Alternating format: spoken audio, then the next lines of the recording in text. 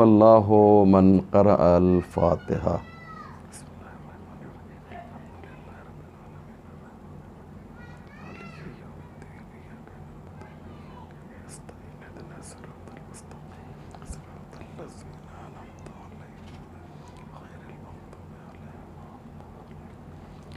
لا حول ولا قوة الا باللہ العلی العظیم۔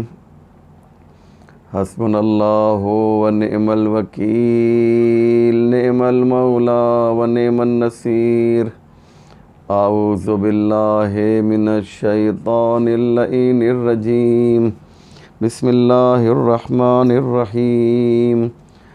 الحمد للہ رب العالمین، والصلاة والسلام والتحیۃ والاکرام علی سید الانبیاء والمرسلین، مولانا ابی القاسم محمد، اللہم صلی اللہ وآلہ الطیبین الطاہرین المعصومین المظلومین المنتخبین، ولعنۃ اللہ علی اعدائہم اجمعین، من یومنا ھذا الی صباح یوم الدین۔ رب اشرح لی صدری ویسر لی امری واحلل عقدۃ من لسانی یفقہوا قولی، اما بعد فقد قال رسول اللہ صلی اللہ علیہ وآلہ وسلم، ان الحسین مصباح الہدی وسفینۃ النجاہ۔ مومنین کرام و ناظرین ذوی الاحترام، السلام علیکم ورحمۃ اللہ وبرکاتہ۔ ارشاد پیغمبر اسلام ہو رہا ہے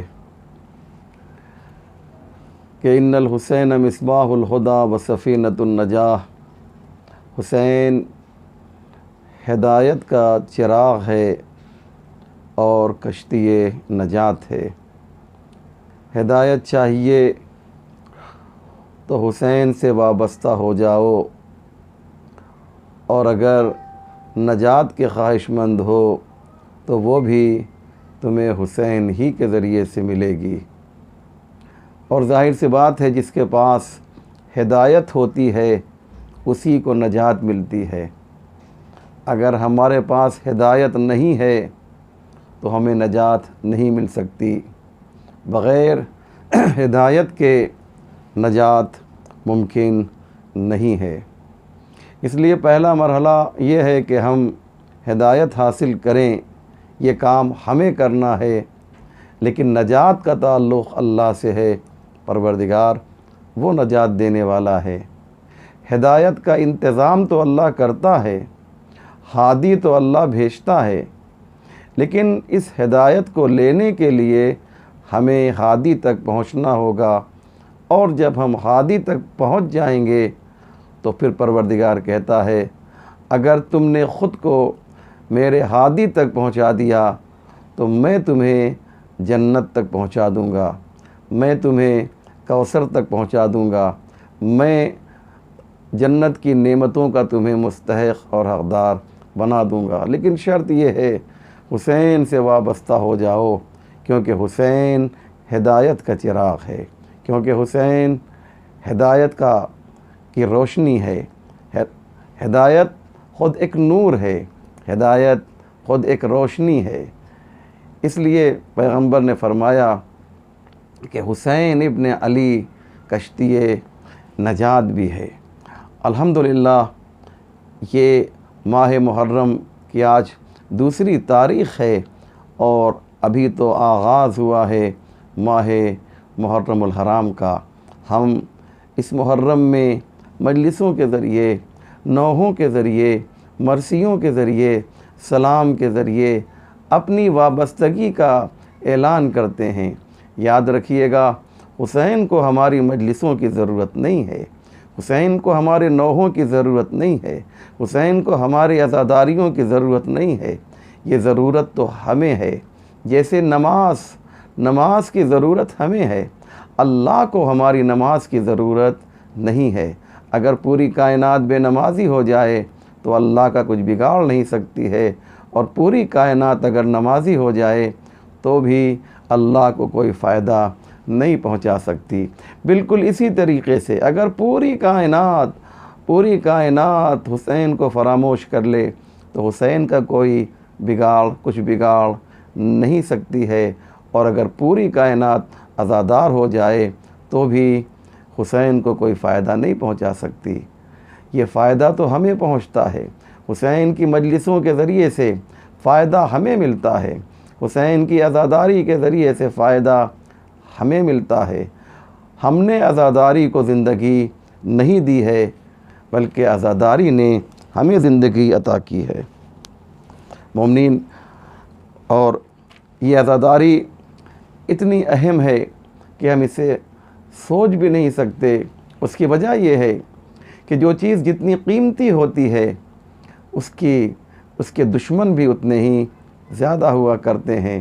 تاریخ عزاداری کا اگر آپ مطالعہ کریں گے تو آپ کو معلوم ہوگا کہ دشمن نے اس عزاداری کو روکنے کے لیے کل بھی کوشش کی تھی، اور آج بھی دشمن کوشش کر رہا ہے۔ جانتا ہے اس عزاداری کی طاقت کیا ہے، جانتا ہے اس عزاداری کی قوت کیا ہے، جانتا ہے اس عزاداری حسین نے قوموں کو زندہ کر رکھا ہے۔ ہمارے پاس جو جذبہ ایمانی ہے وہ اسی عزاداری کی وجہ سے ہے، اسی مجلس حسین کی وجہ سے ہے۔ ہم عزاداری کے ذریعے سے اپنی وابستگی کا اعلان کرتے ہیں۔ پیغمبر نے فرمایا حسین ہدایت کا چراغ ہیں، کشتی نجات ہیں۔ ہم نے بتایا کہ مولا حسین، ہم اپنی پیشانی کو آپ کے قدموں پر ماہ محرم میں رکھ کر یہ بتاتے ہیں کہ حسین ہم آپ کے عزادار ہیں، ہم آپ کے ماتمدار ہیں، ہم آپ کے سوگوار ہیں۔ ہاں مولا، ہماری اس عزاداری کو شرف قبولیت عنایت فرمائیے۔ تو پیغمبر فرما رہے ہیں کہ حسین میرا کشتی نجات بھی ہے۔ ان الحسین مصباح الہدیٰ و سفینۃ النجات۔ حسین کشتی نجات ہے۔ یہ کشتی نجات کا مطلب کیا ہوتا ہے؟ جب الگ سے اہل بیت کے لیے پیغمبر نے یہ فرما دیا کہ مثل اہل بیتی کا مثل سفینۃ نوح، میرے اہل بیت کی مثال کشتی نوح کی مثال ہے۔ من رکبہا، جو اس کشتی میں سوار ہوا نجا، وہ نجات پا گیا، اور جو اس میں سوار نہیں ہوا وہ ڈوب گیا، وہ دریائے ضلالت میں ڈوب گیا۔ یہ پیغمبر کہہ رہے ہیں۔ تو جب پیغمبر نے اہل بیت کو کشتی نجات کہہ دیا تو الگ سے حسین ابن علی کو کشتی نجات کہنے کا مطلب کیا ہے؟ توجہ کیجئے، شاید میں کوئی بات آپ کی خدمت میں پیش کروں تمام مومنین سے جو صرف ہندوستان نہیں بلکہ ہندوستان کے باہر بھی مجھے سن رہے ہیں، بالخصوص کیونکہ یہ اشرا امروہہ والوں کی جانب سے ہو رہا ہے، لہٰذا میں امروہہ کے مومنین سے بھی یہ گزارش کروں گا کہ پوری توجہ کے ساتھ میرے اس عرائض کو سماعت فرمائیں۔ ایک میسج ہے، ایک پیغام ہے آج کی مجلس میں جو میں اس مجلس کے پلیٹ فارم سے آپ کو دینا چاہتا ہوں۔ امام حسین علیہ السلام کو الگ سے کشتی نجات کیوں کہا جبکہ اہل بیت کو پیغمبر اسلام نے کشتی نجات کہہ دیا تھا؟ یہ بات میرے استاد نے بہت ہی خوبصورتی کے ساتھ بیان کی، اس کا جواب دیا۔ کیوں؟ وجہ سنیے۔ وہ لوگ جو سمندروں کا سفر کرتے ہیں انہیں معلوم ہے، جو بڑی بڑی کشتیوں میں بیٹھتے ہیں انہیں معلوم ہے کہ سمندر میں چلنے والی جو بڑی کشتیاں ہوتی ہیں اس کے اندر ایک چھوٹی کشتی بھی رکھی جاتی ہے تاکہ اگر بڑی کشتی کو جو ہے بھنور میں آئے، ڈوبنے لگے تو اس چھوٹی کشتی کو شپ کے باہر، کشتی کے باہر پھینک دیا جاتا ہے، اور وہ سرمایہ جو بڑی کشتی میں ہوا کرتا ہے جب وہ ڈوبنے کے قریب ہوتا ہے تو چھوٹی کشتی جو آتی ہے اس سرمایہ کو اس کشتی میں لے کر جو ہے ساحل کی طرف چلی جاتی ہے، اس کی حفاظت کرتی ہے۔ تو چھوٹی کشتی کا کام یہ ہے کہ بڑی کشتی میں جو سرمایہ محفوظ ہے، اگر وہ کشتی ڈگمگا رہی ہے، اگر ڈوب رہی ہے، تو اس سرمایہ کو چھوٹی کشتی میں منتقل کر کے ساحل پر لے جایا جائے۔ بس عزیزو، یہی صورتحال ہے۔ کشتی اہل بیت کو یزید نے چاہا کہ اسے غرق کر دیں، لیکن حسین کی چھوٹی کشتی باہر نکلی اور آواز دی، یزید تجھے معلوم نہیں اہل بیت کی کشتی میں سرمایہ انبیاء محفوظ ہے، اسے تو ڈبانا چاہتا ہے، میں ڈوبنے نہیں دوں گا، تجھے معلوم نہیں۔ السلام علیکہ یا وارث آدم صفوت اللہ، السلام علیکہ یا وارث نوح نبی اللہ، السلام علیکہ یا وارث ابراہیم خلیل اللہ، السلام علیکہ یا وارث موسیٰ کلیم اللہ، السلام علیکہ یا وارث عیسیٰ روح اللہ، السلام علیکہ یا وارث محمد المصطفیٰ، السلام علیکہ یا وارث علی المرتضیٰ، السلام علیکہ یا وارث فاطمہ الزہراء، السلام علیکہ یا وارث خدیجہ الکبریٰ۔ میں نبیوں کا وارث حسین ہوں۔ اگر ان کے سرمایہ کو کوئی ڈوبانے کے لیے آگے بڑھے گا تو میں کشتی نجات آگے بڑھوں گا، اور انبیاء سے لے کر تمام اوصیاء و اولیاء کے سرمایہ کی میں حسین حفاظت کروں گا۔ اللہ اکبر۔ اور حسین نے کس طریقے سے حفاظت کی ہے، یہ ہم اور آپ اس کا تصور بھی نہیں کر سکتے ہیں۔ کس طریقے سے امام حسین نے نبیوں کے سرمایہ کو، جسے یزید ڈبونا چاہ رہا تھا، حسین آگے بڑھے اور انہوں نے اس سرمایہ کی حفاظت کی۔ اس کے بعد پیغمبر نے فرمایا کہ یہ حسین کشتی مصباح الہدیٰ ہے، یہ ہدایت کا چراغ ہے۔ یہ ہدایت کا چراغ کیا ہوتا ہے؟ چراغ کہا ہے حسین کو۔ ہدایت کا سورج بھی تو کہا جا سکتا تھا، ہدایت کا چاند بھی تو کہا جا سکتا تھا، لیکن نہیں، حسین ہدایت کا چراغ ہیں۔ میں نے عرض کیا حسین کو پیغمبر ہدایت کا سورج کہہ سکتے تھے، لیکن کیوں؟ اس لیے کہ سورج تو ایک ہی سورج ہوتا ہے نا، ایک سورج سے کئی سورج تیار نہیں ہو سکتے ہیں، لیکن ایک چراغ سے جو ہے کئی چراغ تیار ہو سکتے ہیں۔ پیغمبر نے حسین کو ہدایت کا چراغ اس لیے کہا ہے کہ پیغمبر کو معلوم ہے یہ وہ ایک چراغ ہے جو 72 چراغ کربلا میں روشن کر دے گا، اور اس کی روشنی صرف کربلا تک محدود نہیں ہوگی، یہ صبح قیامت تک تاریک دلوں کو روشن و منور کرتی رہے گی۔ یہ وہ روشنی ہے کہ جو ہدایت کے چراغ حسین ابن علی سے پھوٹ رہی ہے اور پوری کائنات کو روشن و منور کر رہی ہے۔ حسین مصباح الہدیٰ ہے، حسین ہدایت کا چراغ ہے۔ ہاں عزیزو، جو کچھ باتیں اس سلسلے میں اور مجھے عرض کرنا ہے کہ امام حسین کشتی نجات ہیں۔ یعنی کیا مقصد؟ یعنی حسین کے ذریعے سے نجات ملتی ہے۔ میں ایک چھوٹی سی مثال آپ کو دینا چاہتا ہوں تاکہ آپ سمجھیں یہ کس طرح سے حسین نجات عطا کرتے ہیں۔ جناب نوح نے تبلیغ کی 950 سال حضرت نوح نے تبلیغ کی ہے، اور تبلیغ کرنے کے بعد جناب نوح نے بد دعا کی، رب لا تذر علی الارض من الکافرین دیارا، اے میرے پروردگار آج کوئی کافر اس زمین پر بچنے نہ پائے۔ جناب نوح سے کہا گیا وَاصْنَعِ الْفُلْكَ بِأَعْيُنِنَا وَوَحْيِنَا، نوح کشتی بناؤ ہماری آنکھوں کے سامنے، ہماری وحی کے اعتبار سے۔ کشتی نوح ہے جو کشتی نجات ہے، جو اللہ کی آنکھوں کے سامنے بنائی جا رہی ہے، اللہ کی وحی کے مطابق بنائی جا رہی ہے۔ یاد رکھیے گا، جب کوئی کشتی نجات بنتی ہے تو اللہ کی آنکھوں کے سامنے بنتی ہے، بندوں کے آنکھوں کے سامنے نہیں بنتی۔ وحی پروردگار کے مطابق بنتی ہے، بندوں کے ہوا و ہوس کے اعتبار سے وہ کشتی تیار نہیں ہوتی ہے۔ میں نے اس میں بہت سی باتیں کہہ دیں، اب سمجھنا آپ کا کام ہے، اشارہ میں نے کیا۔ نوح کشتی بناؤ، نوح کشتی بناؤ ہماری آنکھوں کے سامنے، وَاصْنَعِ الْفُلْكَ بِأَعْيُنِنَا، ہماری آنکھوں کے سامنے کشتی بناؤ۔ کشتی تیار ہو گئی۔ جناب نوح نے لوگوں کو جمع کیا، جو ان کے چاہنے والے تھے کشتی میں بیٹھ گئے، اور اس کے بعد थोड़ी देर गुजरी थी कि कश्ती भंवर में आ गई। हज़रत नूह ने जब ये देखा कि कश्ती भंवर में आ रही है, अपने हाथों को बुलंद किया, बे मेरे परवरदिगार, तूने वादा किया था ना कि ये कश्ती डूबेगी नहीं, ये तो डूबना चाहती है। जनाब नूह ने जब ये सवाल किया, आवाज़ कुदरत आई, नूह तुम्हें मालूम नहीं है, तुम ज़मीन करबला से गुज़र रहे हो। जनाब नूह ने अल्लाह से कहा, परवरदिगार ये कश्ती डूबना चाहती है, ये कश्ती डूबना चाहती है। तूने वादा किया था कि ये कश्ती डूबेगी नहीं, ये कश्ती गर्क नहीं होगी। आवाज़ कुदरत आई, नूह तुम्हें मालूम नहीं है, तुम इस वक्त ज़मीन करबला से गुज़र रहे हो, ये ज़मीन करबला पे तुम्हारी कश्ती है।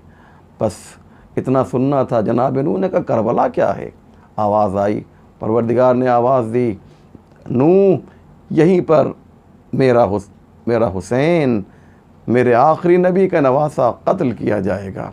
आप अंदाज़ा लगाएं कि जब हुसैन का तज़किरा हुआ है तो कश्ती भंवर से बाहर निकली। अब मुझे कहने दीजिए कि वो कश्ती जिसे कश्ती नजात कहा गया था, उस कश्ती को भी नजात उस वक्त मिली है कि जब नाम हुसैन ज़बान पर जारी किया गया। तो हुसैन कश्ती नूह को भी नजात अता करवा रहे हैं। ये हैं हज़रत नूह। और मैं आपकी खिदमत में अर्ज़ करूं, बातें तो इस सिलसिले में बहुत सी हैं जो आपकी खिदमत में पेश करना चाहता हूं। एक बात और अर्ज़ करना चाहता हूं, ये कश्ती जो है, कश्ती हुसैन सफ़ीनतुन नजात, ये चलती कहाँ पर है? एक सवाल है ना। नूह की कश्ती कहाँ चल रही थी? वो पानी में चल रही थी ना, वो खुश्की में तो नहीं चल रही थी। तो कश्ती नूह की तरह से क्या हुसैन के लिए भी कोई तूफ़ान आएगा? ये कश्ती हुसैन कहाँ चलती है? तो इस सदी के एक बहुत बड़े फ़िलसूफ़ अल्लामा जाफ़री, ईरान के बहुत बुज़ुर्ग आलिम, उन्होंने यहाँ पर एक बड़ी अच्छी बात कही कि हुसैन की कश्ती जो है दर हकीकत अश्के अज़ा के समुंदर में चला करती है। मैंने बहुत बड़ी बात कही है और इसे आप बहुत हल्के में न लीजिएगा। अल्लामा जाफ़री कहते हैं, अश्के अज़ा के ज़रिए से एक समुंदर तैयार हुआ है और इस समुंदर में कश्ती नजात हुसैन चल रही है। सफ़ीना नजात हुसैन इस समुंदर में सफ़ीना चल रहा है। और अब आइए यहाँ पर एक बात और अर्ज़ कर दूँ, बहुत ही इम्पोर्टेंट और बहुत ही अहम बात है। मैं गुजारिश करूँगा कि तमाम हज़रात जो हैं पूरी तवज्जो के साथ इस बात को सुने कि हुसैन है क्या। इसके लिए एक शायर ने बहुत ही खूबसूरत शेर कहा और ये फ़ारसी ज़बान का बेहतरीन शेर है जिसे कहा गया है, फ़ारसी ज़बान का बेहतरीन शेर कि इन हुसैन कीस के आलम हमें दीवाने उस, इंच शमीस के जनहा हमें परवाने उस। ये हुसैन कौन है कि आलम जिसका दीवाना बना हुआ है, और ये कैसी शमा रोशन है कि हर एक उसका परवाना बना हुआ है। आपने अंदाज़ा लगाया अज़ीज़ो, हुसैन वो हैं कि आलम हमें दीवाने उस। एक शेर है जो शायर ने कहा है, लेकिन उलमा लिखते हैं और उलमा लिखते हैं कि ये एक शेर जो इमाम हुसैन अलैहिस्सलाम की अज़मत को बयान करने के लिए शायर ने कहा है, इस पर हज़ारों लाखों करोड़ों शेर जो हैं कुर्बान हो सकते हैं। जिस तरीक़े से ख्वाजा मोइनुद्दीन चिश्ती ने वो जो चार मिसरे कहे कि शाहस्त हुसैन बादशाहस्त हुसैन, ये 4 मिसरे जो आपने कहे, इसका भी कोई जवाब नहीं। और ये शेर जिसे मैंने अभी पढ़ा कि इन हुसैन कीस के आलम हमें दीवाने उस, इसका भी कोई जवाब नहीं है। शायर ने क्या कहा? शायर ने क्या कहा, ज़रा गौर तो करेंगे आप। ये हुसैन कौन है कि आलम जिसका दीवाना बना हुआ है। मेरी जो हदीस मैंने पढ़ी थी, आप ज़हन में रखेंगे, इन्नल हुसैन मिसबाहुल हुदा व सफ़ीनतुन नजा। मुझे इसी हदीस के ज़ैल में ये बात कहनी है, इन हुसैन की इसके आलम हमें दीवाने। उसके हुसैन कौन है कि आलम जिसका दीवाना बना है। आलम जो है इसे इंग्लिश में यूनिवर्स कहते हैं। आलम का मतलब दुनिया नहीं है, आलम का मतलब कायनात है। दुनिया कायनात का एक हिस्सा है, याद रखिएगा। कायनात किसे कहते हैं, आलम किसे कहा जाता है। अल्लाह के अलावा आयतुल्लाह नासिर मकारिम शिराजी फरमाते हैं कि अल्लाह के अलावा जो कुछ भी आप तसव्वुर कर सकते हैं वो सब कुछ आलम में आता है। तो आप देखें आलम कितना बड़ा है। ये जो सूरज आप देखते हैं ये ज़मीन से 13 लाख गुना बड़ा है।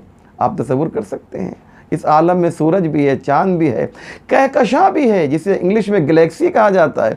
ये गैलेक्सी क्या है, ये एक गुच्छा है सितारों का जो आप ज़मीन से देखते हैं, लेकिन इसके अंदर खरबों सितारे पाए जाते हैं, खरबों सितारे पाए जाते हैं। और आज एक तहकीक हो रही है, एक नासा में इस पर गुफ्तगू हो रही है कि क्या एक ही सोलर सिस्टम है, क्या एक ही सूरज है।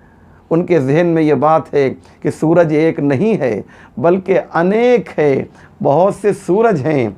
और ये बात नासा को आज मालूम हो रही है कि हो सकता है कि सूरज कई हों, लेकिन आज से तकरीबन 1300 साल पहले इमाम जाफ़र सादिक़ अलैहिस्सलाम ने जाबिर इब्न हय्यान से कहा था, जाबिर ये न समझो कि सूरज एक है बल्कि बहुत से सूरज हैं। और मौला अली ने भी एक बार अपने एक सहाबी से ये बात नक़ल की थी, फरमाया था। तो कहने का मकसद ये है कि सूरज, कई सूरज हो सकता है, कई कहकशाएँ हो सकती हैं। और अभी जो तहक़ीक़ हुई है वो इस बात पे हुई है, लोग इस पर यहाँ तक साइंटिस्ट पहुँचे हैं कि जो आप एक कहकशां देख रहे हैं इसके पीछे बहुत सी कहकशां हैं, करोड़ों कहकशाएँ हैं, और हर कहकशां में जो हैं करोड़ों सितारे हैं।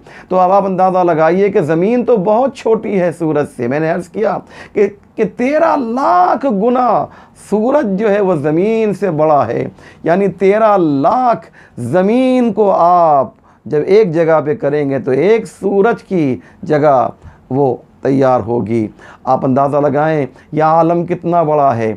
अभी आपने मेरी बात को जो है इंशाअल्लाह बहुत आसानी से ना लीजिएगा, सुने मैं क्या कहना चाहता हूँ। इतना बड़ा आलम है, ये सारे गैलेक्सी, ये सारे सूरज, ये सारे चांद, जो कुछ भी आप तसव्वुर कर सकते हैं वो सब के सब आलम में आते हैं, जिसे इंग्लिश में यूनिवर्स कहा जाता है। और शायर कह रहा है, इन हुसैन की इसके आलम हमें दीवाने उस। ये हुसैन कौन है कि आलम जिसका दीवाना हुआ है। शायर बताना चाहता है ये ना समझना कि हुसैन का गम फ़कत तुम्हारी इस दुनिया में होता है, बल्कि कायनात के गोशे गोशे में हुसैन का तज़किरा हो रहा है, हुसैन का ज़िक्र हो रहा है। अब आइए, ये तो एक बात हुई, अब हम एक इम्पॉर्टेंट बात और आपके सामने पेश कर दें कि पैगम्बर इस्लाम जब मेराज पे गए और वापस आए तो आपने ये बात नक़ल की कि जब मैं वहाँ पर पहुँचा तो मैंने देखा मकतूबुन अला यमीनिल अर्श इन्नल हुसैन मिसबाहुल हुदा व सफ़ीनतुन नजा। जब मैं वहाँ पर पहुँचा तो मैंने देखा कि उस जगह पर जहाँ पर जिब्रील जैसा फ़रिश्ता भी नहीं पहुँच सकता था, फ़रिश्तों का सरदार सैयदुल अंबिया भी नहीं पहुँच सकता था, वहाँ पर एक नूरी तख्ती में ये लिखा हुआ था कि इन्नल हुसैना मिसबाहुल हुदा व सफ़ीनतुन नजा। हुसैन हिदायत का चिराग है, हुसैन कश्ती नजात है परवरदिगार। जब वहाँ किसी को आना ही नहीं है, जब कोई फरिश्ता जिब्रील जैसा फरिश्ता भी नहीं आ सकता है, तो वहाँ पर इस हदीस को लिखने की ज़रूरत क्या थी। अजब नहीं परवरदिगार आवाज़ दे। यही तो बताना चाहता हूँ कि कायनात का कोई ऐसा गोशा नहीं है जहाँ पे हुसैन का नाम न पाया जाता हो। हुसैन हर जगह है, हुसैन हर मकाम पर है। जहाँ तक तुम्हारा तायर फ़िक्र भी परवाज़ नहीं कर सकता है, वहाँ पर हुसैन मिलेगा, वहाँ पर हुसैन पाया जाएगा। हाँ अज़ीज़ों, 2 मुहर्रम की शब आ गई है। میں نے عرض کیا کہ مجلس میں 30 منٹ کے آس پاس پڑھوں گا، کیونکہ آن لائن مجلس بہت زیادہ طولانی نہیں ہو سکتی ہے۔ 2 محرم جانتے ہیں کیا ہے؟ 2 محرم کو حسین زمین کربلا پر وارد ہوئے۔ اللہ اکبر، زمین کربلا پر۔ امام حسین تو کوفہ جا رہے تھے، امام حسین کوفہ جا رہے تھے، وہ تو کہیے کہ حر سامنے آئے اور حسین کا راستہ روک دیا۔ اللہ اکبر۔ امام حسین کوفے اور کربلا کے قریب ہیں۔ امام حسین نے دیکھا کہ ایک قافلہ ہے جو چلا آ رہا ہے، قریب آیا تو معلوم ہوا کہ یہ لشکر ہے، کم سے کم 1000 نہیں تو 2000 کی روایت ملتی ہے کہ حضرت حر کا وہ لشکر امام حسین کے قریب آیا، اور حر نے یہ کہا کہ میں آپ کو کوفہ نہیں جانے دوں گا۔ یہ سارے واقعات آپ کے سامنے ہیں عزیزو۔ امام حسین نے کہا ٹھیک ہے میں واپس جاتا ہوں، کہا وہاں بھی نہیں جا سکتے۔ پھر حسین نے کہا ٹھیک، ایک نامعلوم راستے کی طرف حسین جا سکتا ہے، کہا ہاں آپ اس راستے کی طرف جا سکتے ہیں۔ میں نے تمام مصائب یہاں کے چھوڑ دیے اس جگہ کے، چونکہ مجھے آج ایک پیغام، ایک میسج دینا چاہتا ہوں۔ عزیزو ذرا تصور کریں، امام حسین حر کے اعتبار سے ایک نامعلوم راستے کی طرف جا رہے ہیں، لیکن حقیقت میں یہی راستہ تو حسین کو بہت پہلے معلوم ہے۔ اس کا علم آدم کو بھی دیا گیا، اور نوح سے بھی کہا گیا، ابراہیم سے بھی کہا گیا۔ وہ جو جگہ، وہ جو علاقہ، وہ جو جنگل ہے، اس وقت جنگل ہے، لیکن کچھ دنوں کے بعد اسی جگہ پر حسین کا روضہ تعمیر کیا جائے گا۔ حسین اس راستے کی طرف چل دیے، اور وہ راستہ کون سا راستہ ہے؟ جسے حسین کی آخری آرام گاہ کہا جاتا ہے۔ آپ کا رہوار، آپ کی سواری اس جگہ پر پہنچی اور آگے نہ بڑھی۔ حسین ابن علی نے ایک دوسرا گھوڑا بدلا، یہاں تک کہ 7 گھوڑے جب بدل چکے تو حسین اس زمین پر حسین آئے اور کسی سے پوچھا اسے کیا کہتے ہیں؟ کسی نے کہا اسے غازیہ کہا جاتا ہے، اور کسی نے پوچھا اسے کیا کہا جاتا ہے، کسی نے کہا اسے شط فرات کہا جاتا ہے۔ لیکن ایک شخص جب ادھر سے گزرا، حسین نے پوچھا بھائی اس جگہ کو کیا کہتے ہیں؟ اس نے کہا اسے کربلا کہا جاتا ہے۔ بس امام حسین نے آواز دی، ہم جس جگہ کے لیے مدینے سے چلے تھے اس مقام پر پہنچ گئے۔ خیمہ نصب ہونا شروع ہوا، زینب کو محمل سے اتارا گیا۔ ایک آندھی چلی، ایسی آندھی چلی کہ زینب کا دل تڑپ گیا۔ آواز دی ماجائے حسین، میرا دل گھبرا رہا ہے۔ حسین نے خیموں کو نصب کروایا۔ ہاں عزادارو، اس کے بعد پہلے ایک کام یہ کیا، معلوم کیا یہ زمین ہے کس کی۔ لوگوں نے کہا یہاں پر بنی اسد کا ایک قبیلہ رہتا ہے، یہ زمین بنی اسد والوں کی ہے۔ امام حسین نے انہیں بلایا اور وہ پوری زمین خرید لی، اور بنی اسد کے مرد بھی ہیں، بنی اسد کی عورتیں بھی ہیں، بنی اسد کے بچے بھی ہیں۔ امام حسین علیہ السلام نے انہیں ایک پیسہ دیا اور کہا یہ آپ رکھیں، اور اتنا کر دیجئے گا کہ جب ہمارے دشمن جو ہیں ہمیں شہید کر دیں، مردوں کو مخاطب کیا تو ہمارے جنازوں کو دفن کر دینا۔ اور عزادارو، حسین نے ایک جملہ اور بھی کہا۔ اب آپ اندازہ لگائیں امام حسین کو آپ سے کتنی محبت ہے، آپ کی کتنی فکر ہے۔ ایک جملہ اور کہا دیکھو جب کوئی ہماری قبر کی زیارت کرنے کے لیے آئے تو اسے 3 دن اپنا مہمان رکھنا، اجرکم علی اللہ۔ ہاں عزادارو، عزاداروں اس کے بعد امام حسین علیہ السلام عورتوں کی طرف مخاطب ہوئے، بنی اسد کی عورتوں کی طرف مخاطب ہوئے اور ان سے کہا دیکھو اگر تمہارے مرد جو ہیں خوف کی وجہ سے ہمارے جنازوں کو دفن نہ کریں تو تم انہیں غیرت دلا کر ہمارے جنازے کو دفن کر دینا۔ لیکن عزاداروں سب سے دردناک منظر تو وہ تھا، آج حسین کتنا بے کس ہو گیا ہے۔ ہاں عزاداروں سب سے دردناک منظر وہ تھا کہ امام حسین علیہ السلام نے بچوں کو مخاطب کیا اور کہا دیکھو اگر تمہارے والدین ہمارے جنازوں کو دفن نہ کریں تو تم کھیلتے کھیلتے آنا، ایک مشت خاک ہمارے جنازے پر ڈال دینا۔ میں کہوں گا مولا آپ نے جو وصیت کی تھی کیا آپ کی وصیت پوری ہوئی؟ جب 11 محرم کو یہ شہداء کے قریب سے اسرا کا قافلہ گزرا عزیزو، تو جناب زینب نے سید سجاد کی حالت کو دیکھ کر یہی تو کہا تھا، اے میرے لال سید سجاد، ارے میں یہ کیا دیکھ رہی ہوں، ایسا لگتا ہے تیرے جسم سے روح پرواز کر جائے گی۔ کہا پھوپھی اماں آپ دیکھتی نہیں ہیں، ارے میرے بابا کا جنازہ پڑا ہوا ہے، کوئی غسل دینے والا نہیں ہے، کوئی کفن پہنانے والا نہیں ہے۔ بس سید سجاد کو مطمئن کرنے کے لیے زینب نے ایک مرتبہ مدینے کا رخ کیا، آواز دی اے نانا جان صلی علیکہ ملیکۃ السماء، اے نانا جان آپ جب دنیا سے گئے تھے تو آپ کے جنازے پر ملائکہ نے نماز پڑھی تھی، وَهَذَا حُسَيْنٌ مُرَمَّلٌ بِالدَّمَاء مُقَطَّعَةُ الْأَعْضَاء، یہ آپ کا حسین ہے کہ جس کا جنازہ پڑا ہوا ہے، لاش کے ٹکڑے ٹکڑے کر دیے ہیں، کوئی غسل دینے والا نہیں۔ وَسَيَعْلَمُ الَّذِينَ ظَلَمُوا أَيَّ مُنْقَلَبٍ يَنْقَلِبُونَ اِنَّا لِلَّهِ وَإِنَّا إِلَيْهِ راجعون۔